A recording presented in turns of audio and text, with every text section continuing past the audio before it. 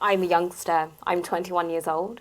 And I am part of Generation Z or Generation Z, whatever you would like to call it.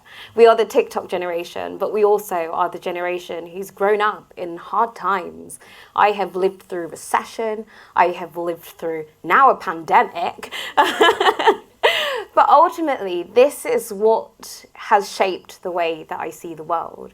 And when I think about this question of how do we solve climate change, first I thought, I'm a little bit too young probably to have the answer, and I don't think I do. But secondly, I thought, climate change isn't the issue.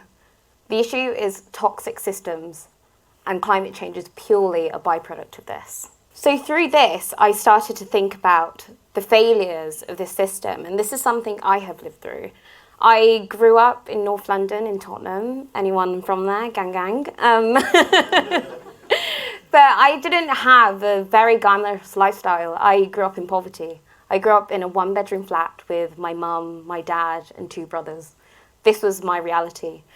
I was a black woman who was living in London, living in the UK, facing racism, facing sexism, facing economic struggle, and I felt failure, system failure, very personally.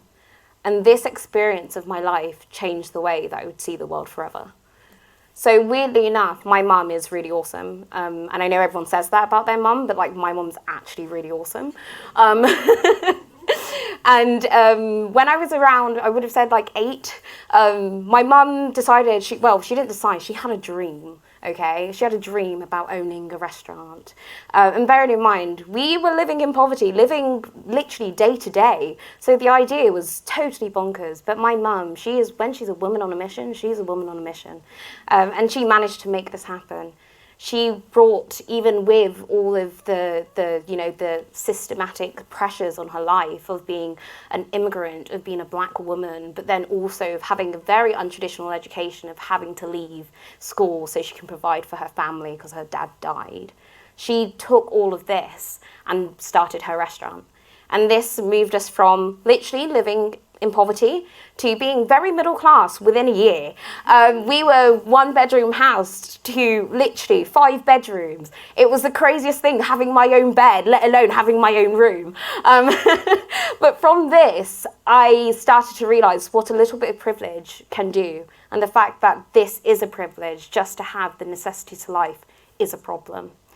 But in that same breath, my mum said, what I didn't have, I'll give to you. And this is why she sent us to boarding school. Oh, yeah. My mum wanted us to have the best education that she couldn't have, but she also didn't want us to be horrible people. So she sent us to a slightly quirky boarding school. It was one of the first boarding schools to be attached to a grammar school, a public school, a state-run school. But then also, it was a boarding school that was very small, that acted like a family and had house parents like a family. And my house parent, Mrs. Nuttall, was fundamental in my journey towards doing the work that I do today. She was the first woman who came to the boarding house and saw the land that was around and said, we're going to put it to good use. And that's when she started the small vegetable garden. And this garden was a garden that I learnt to love the land. I learnt to love nature. I learnt about the relationship that we have with her, how she provides for us, but also we need to give back too. These were the fundamentals. And also we did have chickens, by the way. I still have a fascination for chickens, and we had a wormery, which was really awesome too. But through this like crazy experience of boarding school, I ended up loving the land. But then when I came to London back again when I was 16 to attend college, this is when it hit me.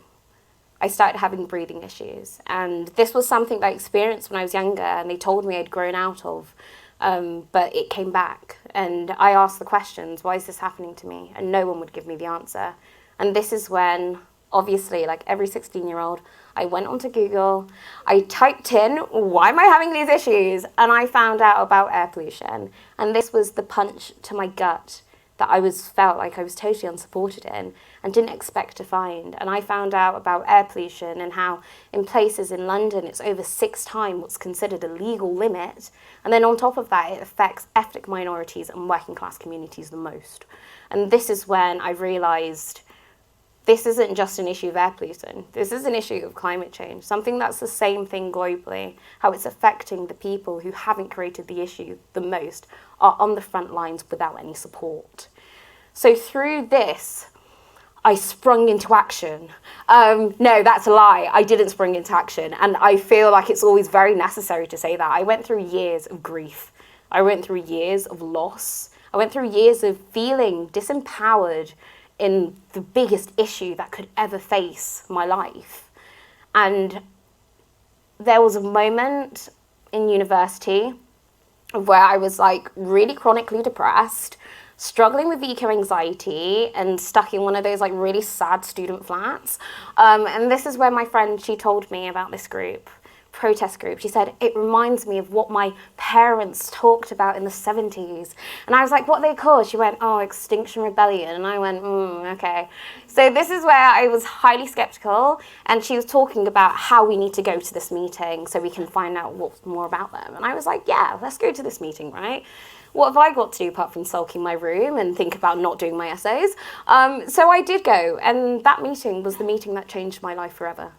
That meeting was the meeting that, one, I found community and kindness, which was the craziest part, because I didn't ever have a moment of where people actually asked me, how was I, and meant to hear an answer that was honest and accurate, and were prepared to hold me in my feelings of grief and loss.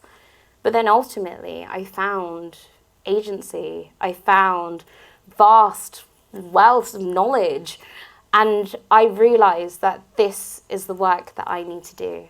This is the work that connects to my gut and the feeling of being connected to the earth. But alongside my crazy activism of where I ran for election, did lots of grassroots stuff. I won't go into too much detail. But then also, started suing the government and all sorts.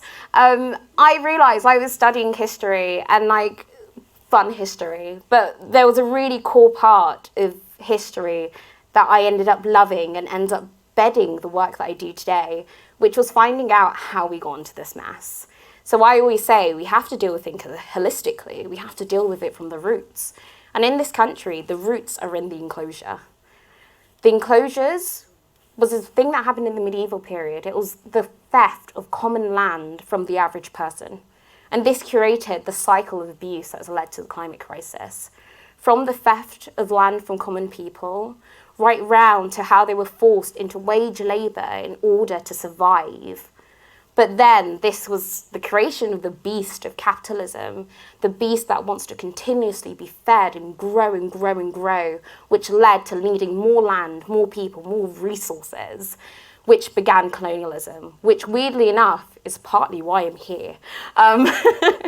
From someone who's come from the diaspora, I recognise the trauma of the history that we've had and how the only way we can address this is really from the roots. And this is where it led me in my weird journey of activism to a thing called Regenerative Cultures. It's very cool. It's cultures with an S because there's multiple of them. And this is something that was coined by David Christian Wall, but it was created by Indigenous people, by people like my own family's land, the Igbo people, the Anyoma people from the Niger Delta. It's a way of living of where we build healthy and resilient communities in order to live life, to not even just live through life, to thrive through life together. It's something that is based on deep learning, deep healing, and resistance. And in the activist culture that I found my feet in, we broke it down to 5 main pillars. The first one being self-care. It's not about face masks on Sundays. It's not about getting in the bath, even though I wish that was a core part of it as well. But it's about the inner work we have to do on ourselves. We have to acknowledge we have been brought up in a toxic system, a system that has taught us how to use and abuse one another. And what we need to do is purge ourselves of this and re-socialize ourselves into better. It's about how we can communicate with not just one another, but our communities at large. It's that community care of really loving for the people around you, but then also not even just geographically and locationally around you, but people across the world, people who we share the same homes with. And then we go into action care, which is like the sexy part for activists. And it's the part of where, how do we take care of one another in moments of intense pressure, in moments that feel like it is life and death? How do we say, I'm going to take care of each other and be here for one another? And finally, how do we take the same energy of love, duty, and care right back to our earth? The earth is our mother, is a great healer, great lover, someone who provides for us even when we don't quite deserve it. But also, she has rage. And this rage is coming. This rage is what we see as climate change. And without solving these issues from the roots, we cannot address her rage. We cannot hear her. This is why when we think about solving climate change, it's not about carbon. It's not about those crazy statistics. It's about how do we stop these failing systems to continue to create the problem we see today. Thank you.